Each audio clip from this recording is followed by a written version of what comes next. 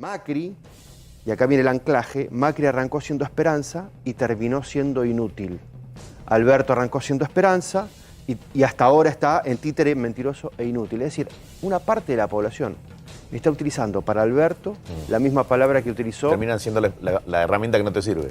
Claro. La misma herramienta. Claro, y en este caso le pregunto a Milei, antes de pasar al mano a mano, en 3 palabras, si Jacobe te hiciera la encuesta, ¿qué 3 palabras utilizás?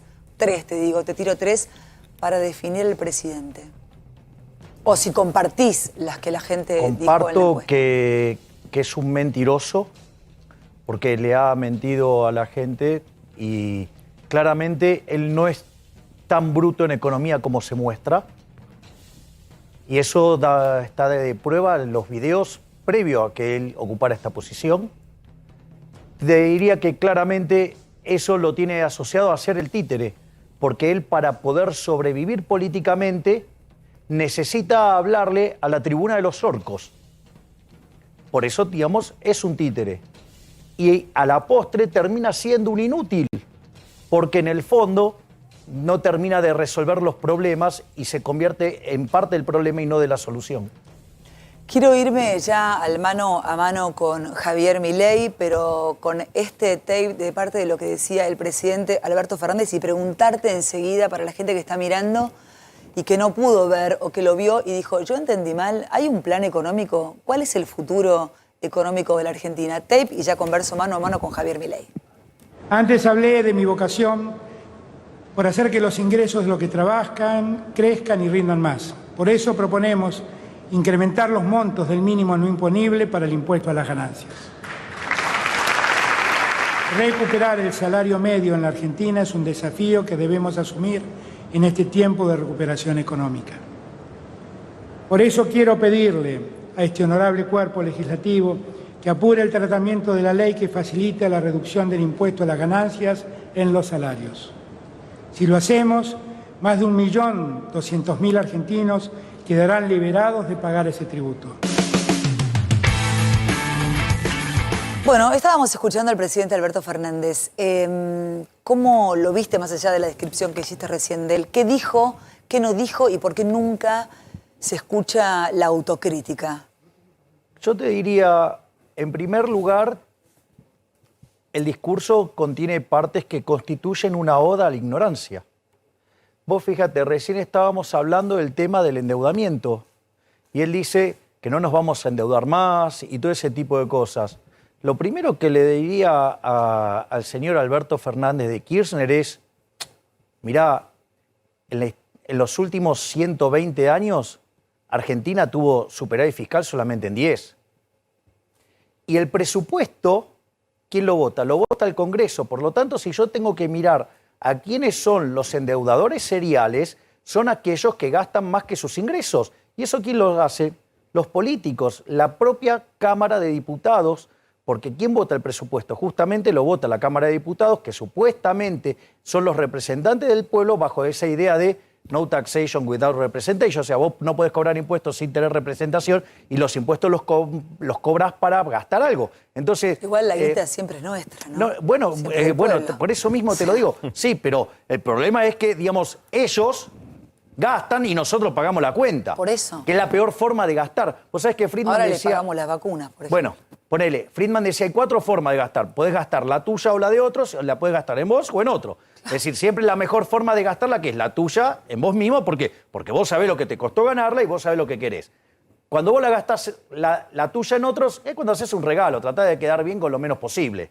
Cuando vos gastás... son medio miserables, sí. Claro, sí. Minimizás el costo, se dice en economía. Claro, claro. Cuando vos vas a gastar la de otros en vos, despilfarrás. Imagínate cuando vos gastás la de otros en otro. Es un desastre. Bueno, eso que supuestamente se llama estado de bienestar se debería llamar estado del malestar. Argentina es un caso emblemático. Argentina lleva este tipo de políticas de despilfarro desde hace por lo menos 110 años, 100 años. Entonces, bueno, ok, digamos, se ha convertido en un defolteador serial, porque es el que más defolteó en la historia moderna.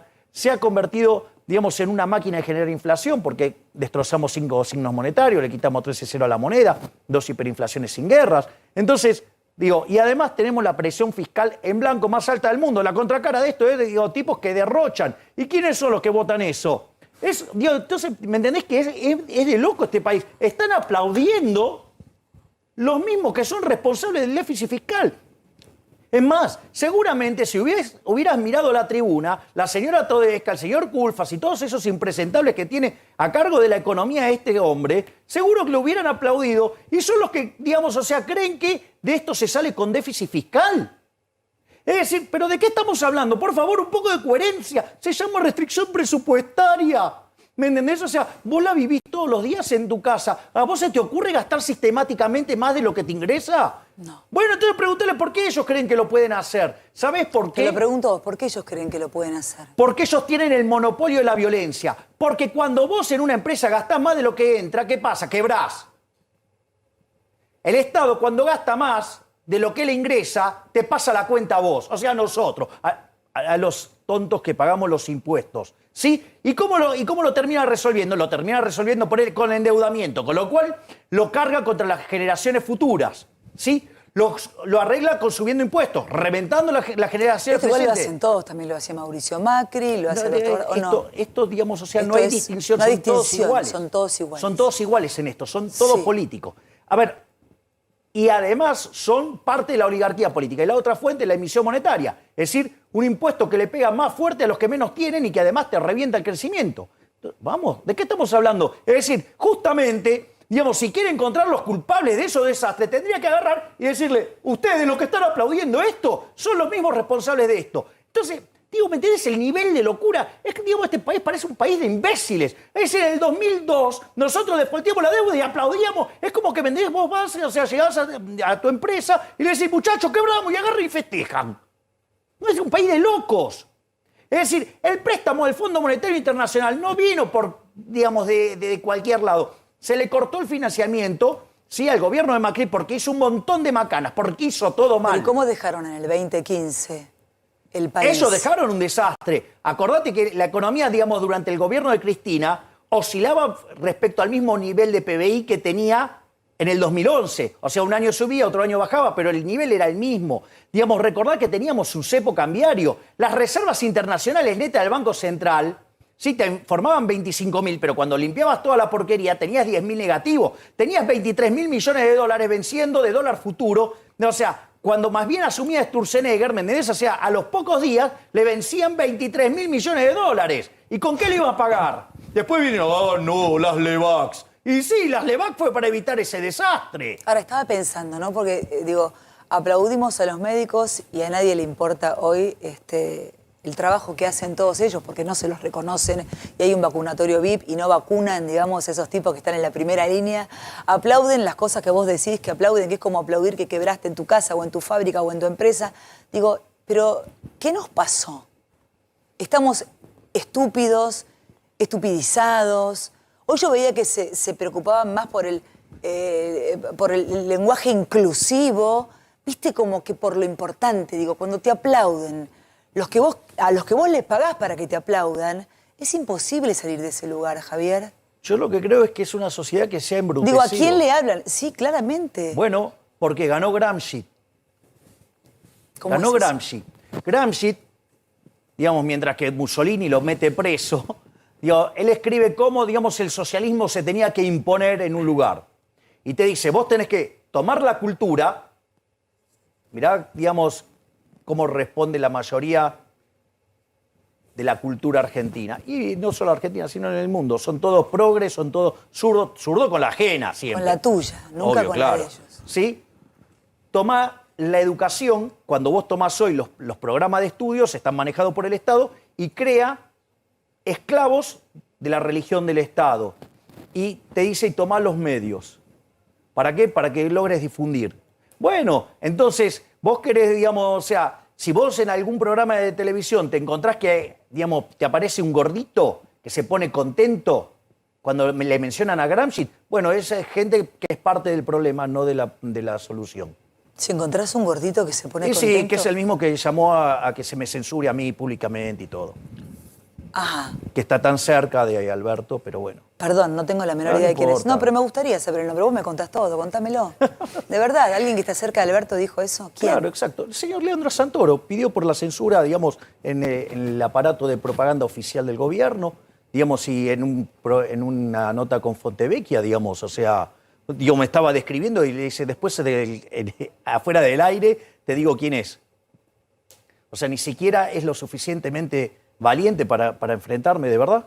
¿Y por qué te sentís identificado si no te nombró? Porque ¿cuántos son los que piden cerrar el Banco Central? Vos. En horario prime time. Sí.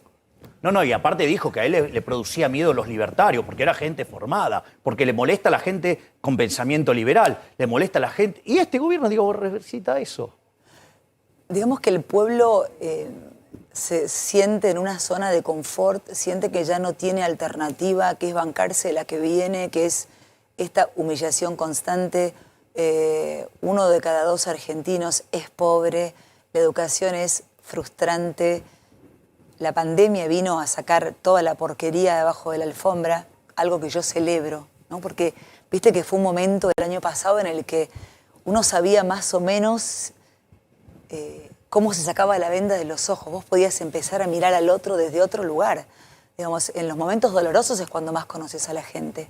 Y hubo gente que especuló, que jugó con la vida, con la salud, con tantos valores que uno fue recuperando. Bueno, pero eso es muy importante lo que vos tenés, porque quien más... Porque joder a la gente en un momento más o menos normal, que la Argentina casi nunca los tuvo, pero en una pandemia, y vuelvo a lo de las vacunas, digo, en una pandemia es muy pero esto es interesante, digamos... ¿Y qué nos pasa como sociedad para aguantarlo? Esto deja cosas... Bueno, ahí son... Dos cosas.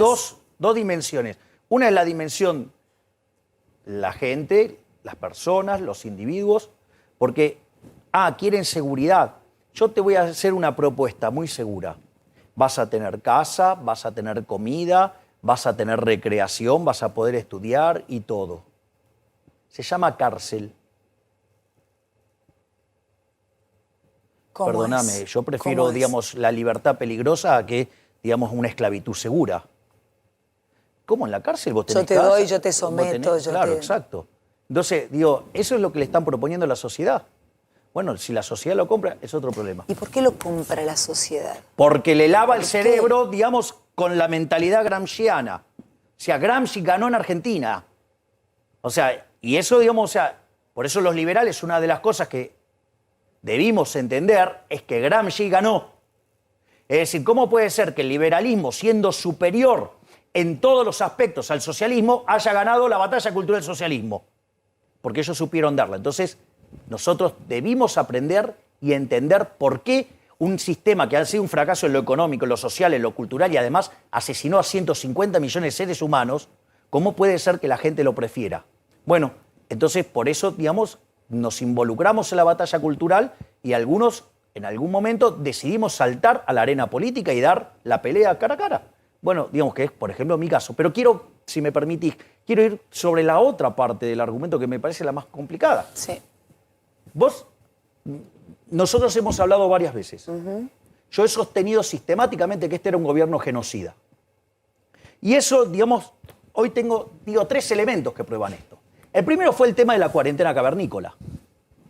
Porque la cuarentena cavernícola impulsada por este gobierno constituye un delito de lesa humanidad, acorde al Estatuto de Roma de 1998, artículo 7, inciso K. Porque si a vos, porque ¿qué es un delito de lesa humanidad? Que va o contra tu vida o que va contra, ¿sí? Tu libertad.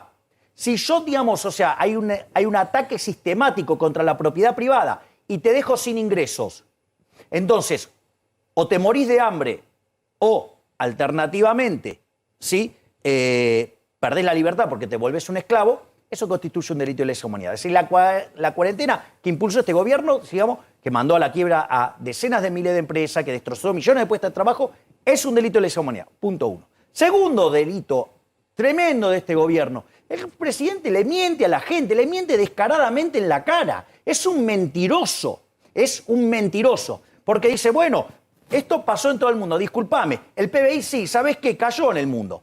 Pero cayó en torno al 3%, nosotros caímos 10%, nosotros caímos el triple que cayó el resto del mundo. Nosotros somos los únicos que llevamos la pobreza a más del 50%. Nosotros somos los únicos imbéciles que producimos alimentos para 400 millones de seres humanos, paga el campo impuestos por 60%, o sea, el alimento de 2.40, Sí, ¿cómo puede ser que 4,5 millones de argentinos no tengan para morfar? Es una locura. Y además hipotecamos el futuro porque 2/3 de los pibes sí son pobres. Y ni que hablar que ni siquiera cobren todas las comidas.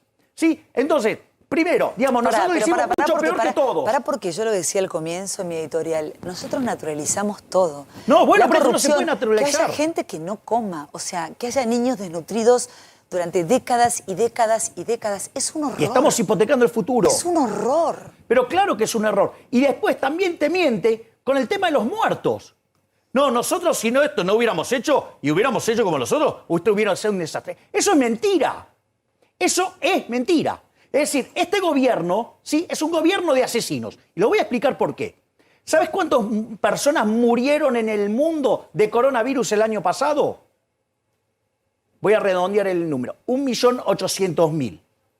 ¿Sabes cuántas personas viven en el planeta Tierra? 7.800 millones de seres humanos. O sea que estamos hablando del 2 en 10.000. Si vos replicás ese número en Argentina, para el año pasado, ¿sabes cuántas personas deberían haber muerto? ¿Cuántas? 10.000. Murieron 40.000 el año pasado. Ahora estamos arriba de los 50. Entonces, en Argentina, si hubiéramos hecho las cosas como el promedio, no como uno bueno, como el promedio, hubieran muerto 10.000. O sea, murieron 40.000. Es decir, ¿de quién son esos 30.000 de diferencia? Este gobierno que tanto habla de los 30.000 desaparecidos que nunca logran probar, porque, digamos, en derechos humanos dicen que son menos de 8.000, ¿sí? Digamos, y nunca pudieron probarlo y fue en el lapso de 7 años. Este gobierno mató 30.000 en un año, ¿sí? ¿Y por qué los mató? ¿Sabés por qué? Porque ¿cómo se combate una pandemia? El método ¿Sabes SIR... que yo te escucho con mucha atención y se me hace un nudo en la boca del estómago? Estamos hablando... Sí, deberías tener ganas de calzarte los guantes. Es de una indignación. Hablamos de los muertos como hablamos de algo, ¿viste? O sea, Pero nos están mintiendo en la cara, ¿me comprendés lo que te digo, comprendo Viviana? Es decir, ¿cómo nos va a decir absolutamente. semejante disparate? No, si no hubiera sido peor. ¿Qué puede ser peor? Mataste 30.000 personas porque tenés un gobierno de chorros, ¿sí? Que como no quisieron dejar de robar, no testearon y mandaron al cadalso a 30.000 argentinos. Un disparate. ¿Me entendés? Y además, cuando... En todo momento te mostraron que ellos son la oligarquía, que ellos tienen los privilegios. ¿Por qué? ¿Por qué digo esto? Porque cuando a todo el mundo estaban dejando sin ingresos, ¿qué dijeron? No, la nuestra no se toca. La de ellos no se toca. Y eso lo volvés a tener con las vacunas. También deberíamos replantearnos quiénes están a cargo de instituciones como los derechos humanos. No, ¿Los derechos humanos para quién? ¿De quiénes? ¿De Abigail? No, bueno, bueno, obvio, es otro negocio. Digo, es claro, se ha convertido Bueno, claro, en un negocio. es un gran negocio. Es un gran negocio del cual se benefician Saltan un por conjunto unos de personas. casos y por otros no. Y obvio, Ahora, la doble vara de la que vos hablabas. De la que hablaba al comienzo. Sí, lamentablemente hablar de eso. Ahora, el presidente, por si alguien no vio el discurso del día de hoy, habló de un plan económico, porque yo lo noté bastante optimista. Con lo que pasó el año pasado, que no sé qué fue además de dar subsidios, o que de repente la gente no pudiera desemplear a otra gente y así. Digamos, fue una catástrofe porque conozco tanta gente que ha tenido una empresa que mantuvo durante 7 meses a sus empleados y un día dijo, yo no puedo más, o sea, no doy más. Eso el presidente lo da como una cosa positiva en la economía el año pasado y mira hacia un futuro que según él va a ser próspero. ¿Cómo? ¿Emitiendo más? Mira, él ahí fue muy claro, Sí. para mí fue muy claro, él delineó las claves de su programa económico, es el típico programa populista que Argentina aplica recurrentemente. Pero eso siempre... te diría 2 puntos, fracaso, digamos. Sí, claro, digamos, es el modelo de Estamos fracaso. parados en el mismo lugar siempre. Claro, digamos, si él cree, digamos, esto Hayek lo llamaba en su último libro la fatal arrogancia. Creer que los demás lo hicieron mal porque son estúpidos y como él, digamos, es Gardel con guitarra eléctrica y los Rolling Stones le hacen de plomo, entonces él cree que a él le va a salir bien. No, a él le va a salir mal también. ¿Por qué? Porque lo que está pensando es en expandir la economía vía gasto público, financiado con emisión monetaria, ¿sí? Mientras que mete controles de precios, ¿sí? Y te pisa las tarifas. Fíjate cuando te dice las tarifas. No, bueno, las tarifas, en realidad ahora vamos a empezar con la revisión tarifaria integral. ¿Sabes cuánto tiempo tarda eso? ¿Cuánto? 1 año.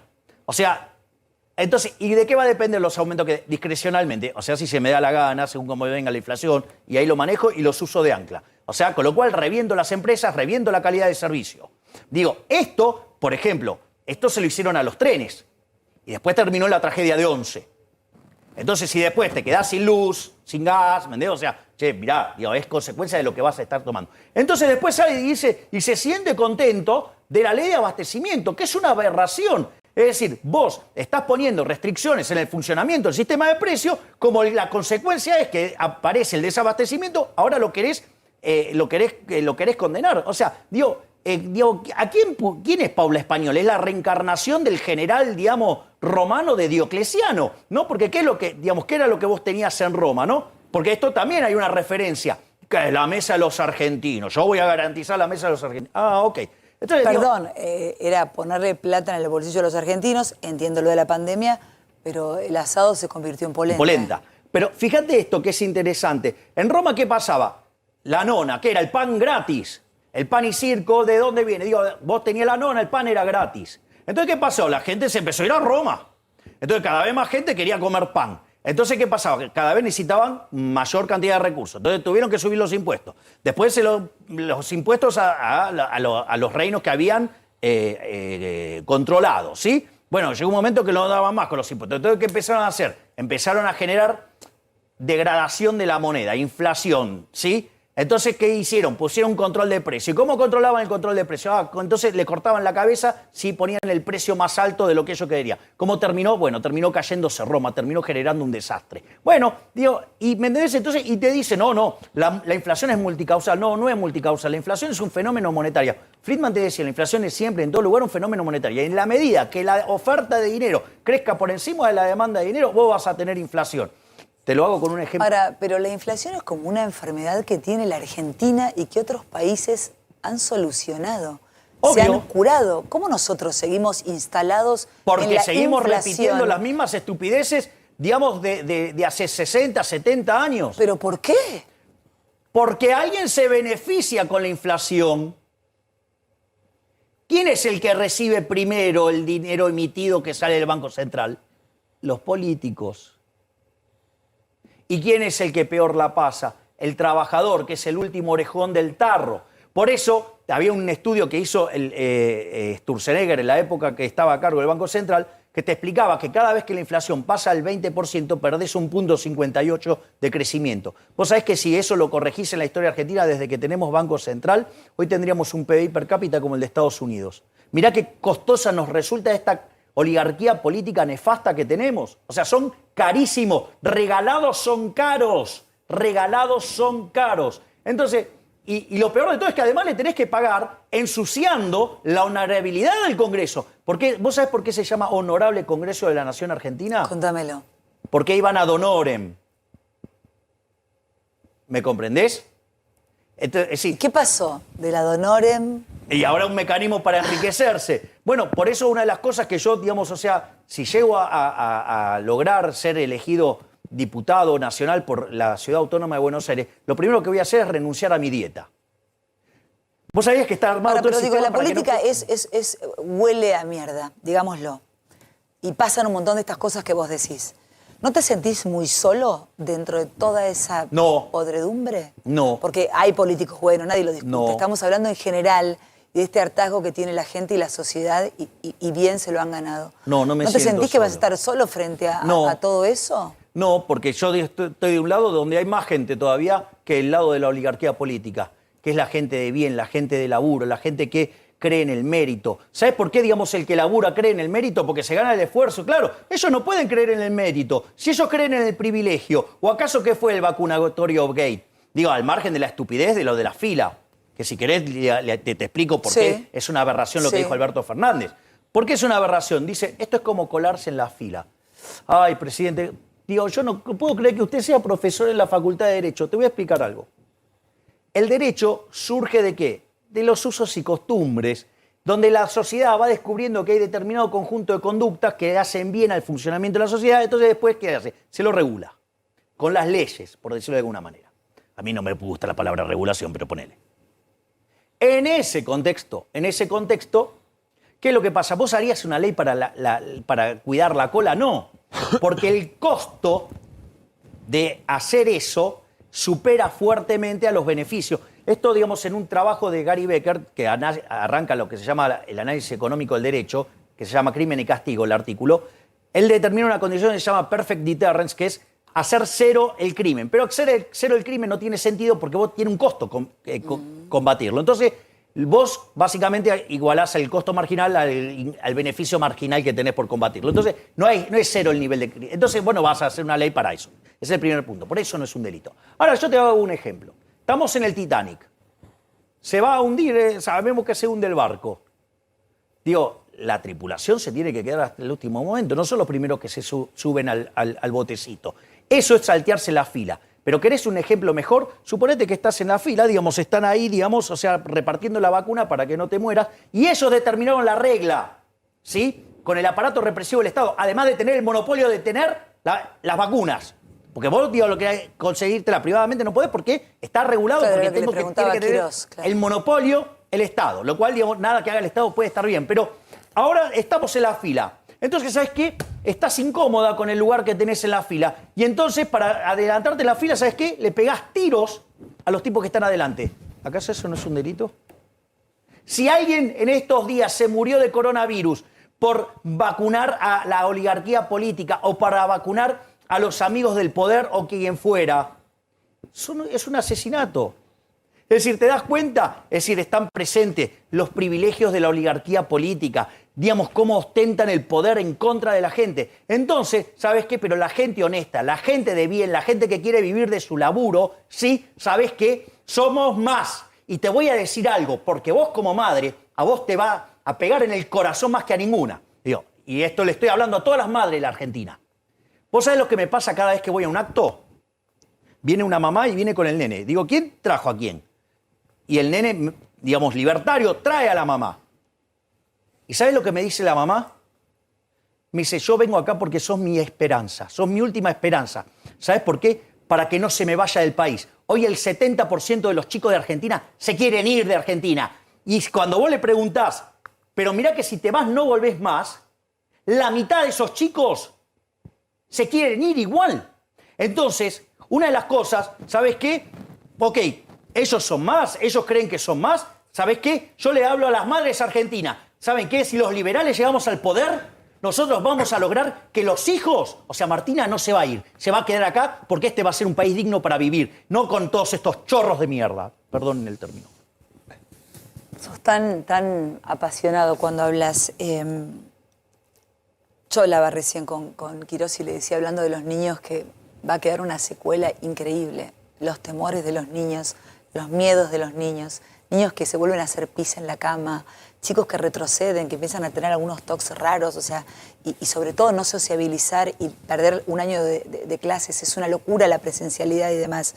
Pero estaba pensando, si vos sentís que Ginés, que se fue solo, que lo hicieron renunciar, tendría que haberse ido con, no sé, como decíamos en Perú, con 400 personas, con 20, con 10, con 5. ¿Cuál es la moral, entre comillas, de Bisotti quedándose en ese lugar? Y si Ginés debería ir preso. Pero es que la actividad... Sarkozy, o sea, condenado a 3 años de prisión por tráfico de influencia. La actividad del Estado es inmoral en sí mismo. Es decir, si yo, digamos, o sea, suponete lo siguiente, te invito a cenar, pero eso, digamos, o sea, yo, digamos, estoy financiando la cena con un robo. ¿Qué tipo de partido soy? Igual vamos a hacer una autocrítica en serio, porque cuando de las que no hacen ninguno de los políticos, porque siempre la culpa es del otro. Está bien, pero vamos a hacer una autocrítica de los políticos y también del periodismo. Cuando yo le pedía la renuncia a Ginés... Yo también. Claro, pero vos eras político, yo no. No soy político, pero, soy un outsider. Ok, bueno, está bien, pero digo, vas a ser, si ganás vas a ser diputado. Yo No, porque no voy a usar ningún privilegio de los que tienen elos. Me parece, o sea, yo voy a seguir viviendo de la mía. Está bien, pero mirá lo que yo decía. Tenemos lo que yo decía el 18 de año... Bueno, si no lo tienen no importa. Pero digo, lo que yo sentía, lo que yo veía, no lo podía ver yo sola como comunicadora. Entonces digo, la corrupción está tan incrustada en la sociedad que no son solo los políticos, son los periodistas, son los medios, son... Ganó Gramsci. Es muy ganó grande. Gramsci. Entonces yo te escucho a vos y digo, bueno, bien, vamos, carajo, porque los pibes no se tienen que ir, porque la educación, la cultura, la batalla cultural... Yo digo, yo desde mi lugar me he expuesto mucho y me voy a seguir exponiendo porque ya no puedo ir para atrás. Ahora, ¿vos realmente sentís que la mayoría de la gente... Lo tenemos el tape, esto pasaba el 18 de diciembre del 2020. Yo me iba de la televisión sin saber que venía América o que volvía a la televisión después del año intenso que tuve. Y yo me animé a decir esto y 3 meses después esto resuena que hasta a mí misma me da impresión. Míralo. Ginés, vos nos debés explicaciones a todos los argentinos. Y la historia, Ginés González García, te va a juzgar. No me preguntes por qué ese día, cuando terminé el programa, a mí se me ocurrió escribir eso antes de sentarme en el estudio. Y me pasó hoy cuando habló el presidente. Hay una sensación física de angustia de estar con el otro. Y yo ese mismo día podía haberlo evitado porque no estaba ni siquiera en el candelero el tema. Sí le había pedido la renuncia el 23 de julio de ese mismo año, cuando ya veía que las cosas eran raras. Pero digo, yo no escuché a la prensa decir eso o algo parecido. Por el contrario, no paraban de hacerle notas como el mejor ministro de la historia de la salud de la Argentina. Y no tengo nada personal con Ginés. Yo no lo conozco. No es personal mi crítica. Es fáctica. Es moral. Y es moral. Y moral, digamos, ahora y es moral. moral. Claro. Y decirlo en ese momento era duro. Digo, si aparecen más Milei o aparece más gente en el medio que empiece a decir que no cobre un sobre por debajo de la mesa, porque digamos que se están colando todos en la fila. Hay que hacer una gran autocrítica porque la sociedad está como ya con olor a podrido. Bueno, la sociedad... Los medios de comunicación, que a mí me perturban un montón. Lo primero que dije cuando vine acá fue, voy a tener libertad para poder decir lo que pienso y lo que siento, si no me voy a laburar de otra cosa. Porque también siento que tengo que hacerle un aporte con mis equivocaciones, con mis errores, que son un montón seguramente, pero siempre desde lo genuino. Porque vos Hace sí tenés falta más empatía. líderes Porque vos sí genuinos. tenés empatía. La que ellos declaman tener y no tienen. Porque lo que vos estás haciendo es ponerte los zapatos del que sufre. Pero ¿cómo digamos, no pueden ponerse en los Viviana, zapatos te lo pongo del más otro? fácil. ¿Cómo ¿Vos pueden te creés dormir a la noche, Pero vos te creés Javier? que para mí es más fácil meterme en esto que detesto o seguir viviendo de dar conferencias. Pero ya no podrías, digamos, dar un paso atrás. Pero es que no puedo. No puedo. No puedo. Vivo, digamos, o sea, vivo caminando por los lugares, ¿me entendés? Y la gente me dice, gracias por abrirme los ojos. Lo voy a decir literalmente. Vienen y me dicen, sacalos a patadas en el culo. Es decir, ¿cómo volvés para atrás? O sea, estás despertando gente que se despierta, ¿sí? Y empieza a entender el valor de la libertad. Y dice, no, bueno, ahora andá y pelea vos. No. O sea, por eso, ¿me entendés? O sea, ok, se agotó la batalla cultural en mi caso. Tengo que pasar a dar el paso a pelearle de cara a cara a estos tipos. ¿Me entendés? En lugar de hacer como Iglesia, que agarre y le dice peronista como si fuera un insulto, lo cual me parece un despropósito. Fernando Iglesias. Sí, está mal. O sea, porque, ejemplo, yo no soy peronista, pero no soy gorila. Y creo que hay mucha gente del peronismo rescatable. Absolutamente. Ya sea digo, el peronismo federal, ya sea el menemismo, ya sean los peronistas que tienen espíritu republicano, como del lado de Juntos por el Cambio también hay gente que cree rescatable. de verdad en eso, por supuesto. ¿Me comprendés? Digamos, gente honesta y que, digamos, o sea, son outsiders o gente, ¿me entendés? O sea, que trata de hacer las cosas. Digo, y eso deja afuera a los radicales, que, salvo 2 o 3 excepciones, son deplorables porque en el fondo son la Internacional Socialista. Son parte del enemigo. Eso no tienen retorno para mí. Pero lo criticás a Iglesias y le decís deplorables a los radicales. son peores. Además, los radicales separan los problemas en 2. Los que no tienen solución y los que se arreglan con el paso del tiempo. Por lo tanto, son unos inútiles que nunca hacen nada. Pero además son la Internacional Socialista. ¿Sabés quién es el vicepresidente de la Internacional Socialista? Jesús Rodríguez. El que sucedió en la hiper a Pugliese. ¿Te acordás? Les hablé con el corazón, me contestaron con el bolsillo. ¿Con qué querés que te conteste, imbécil? Se me ocurre algo, pero mejor. No, bueno, está bien, digamos. Sí. O sea, ahora digo, soy yo el que te pone el freno y te da moderación. Que lo si no está Dragani. Digo, sí, igual exacto. que grave en este momento, digamos, poniendo yo moderación. Sí. O sea, este es el Increíble. momento top Digamos, Sí. este es el momento top del año. Yo pidiendo moderación a la conductora. A la conductora. Igual no viene mal. Ahora le voy a decir a los chicos que si quieren te hagan preguntas. Pero me quedo pensando en lo que le pasa a la sociedad hoy. ¿Cómo la ves vos que estás en la calle? Más allá de esto que me contabas de las madres que van con los hijos, ¿qué está esperando la sociedad? Porque, y lo hablaba con Quirós, yo siento que somos la mayoría los que tratamos de poner el grano de arena todos los días. Pero es como un elefante que se te viene en la cabeza todo el tiempo. Bueno, Es insalubre, es bien. agobiante la pero, Argentina. pero Y no lo digo de lugar de queja, porque yo activo para que eso no pase. está bien, pero, están, digamos, las imágenes de cada vez que voy a un lugar. O sea, nosotros convocamos desde redes sociales. Vamos a los actos con un megáfono y con nuestros autos. Y si vos te fijás y seguís mis redes sociales, la cantidad de gente que metemos es impresionante. ¿Me entendés? O sea, nosotros caminamos por la calle sin seguridad, solos.